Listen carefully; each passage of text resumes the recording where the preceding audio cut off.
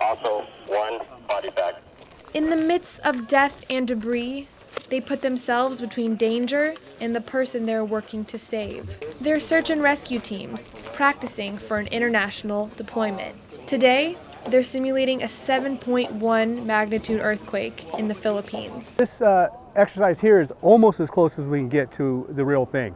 We've actually set up, we have the concrete, we have the cars, we have live victims, and this is what we would find in the country. I'm direct, you do not have a dock, so we need to call and get one. The teams pull victims wrapped in twisted metal, pinned under slabs of concrete, the wreckage of what they called home. Cars are crushed, very much like their lives. Rescuers sift through the dangerous rubble, marking each place they find a survivor.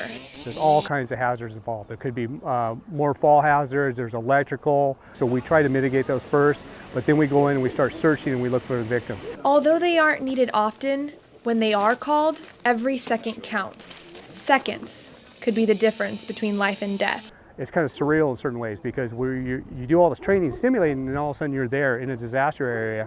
They're preparing as best they can for something unpredictable, Mother Nature. This might be practice, but in reality, it's a balance between keeping themselves safe while they rescue a stranger. For Nepal, we actually were instrumental in getting a teenager out of a building. And once you finally get that point where the victim is actually coming out, that's where it all kind of comes together and you feel like it's really worth it.